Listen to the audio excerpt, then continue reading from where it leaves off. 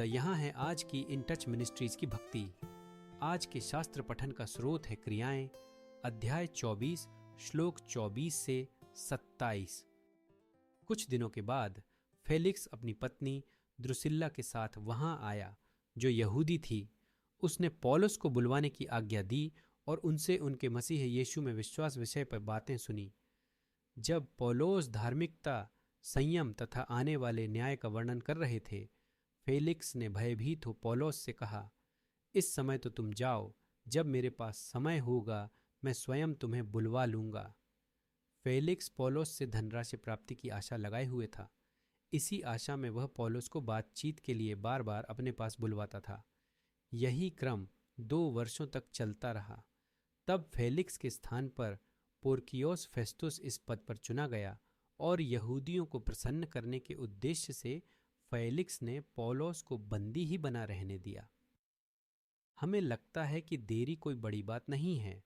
हम खुद से कहते हैं, मेरे द्वारा टाले जाने वाली चीज़ों से किसी को असल में कोई चोट नहीं पहुंच रही है। समय के साथ हालांकि हमारे चुनाव एक अस्वस्थ पैटर्न में विकसित हो सकते हैं। आज की पठन में शासक फेलिक्स ने मसीह के बारे में फैसला करने में देरी की और अंततः पूरी तरह से उससे मुंह मोड़ लिया।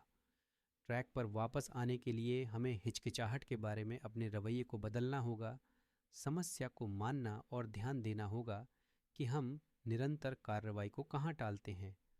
मानना कि टाल मटोल हमारे जीवन में कितनी पकड़ बना चुकी है, यह एक महत्वपूर्ण कदम है, जैसा कि इससे मुंह मोड़ने का निर्णय लेना भी है। हमें निर्णायकता से जीने को भी स्वीकार करना चाहिए। ईश्वर के वचन का उपयोग संदेह और असुविधा की भावनाओं के खिलाफ लड़ने के लिए करें। बाइबल कहती है कि हम नए सृजन हैं, ईश्वर के आत्मा द्वारा निवासित, और हम अब पाप के दास नहीं हैं। याद रखें कि यीशु हमारा उद्धारकर्ता, हमारा प्रभु है और उसके पुनरुत्थान की शक्ति के माध्यम से वह हमें हमारी हर जरूरत की पूर्ति करता है। उसकी कृपा हमारी कमजोरी को शक्ति में बदल देती है और हमें उसके माध्यम से विजय मिलती है।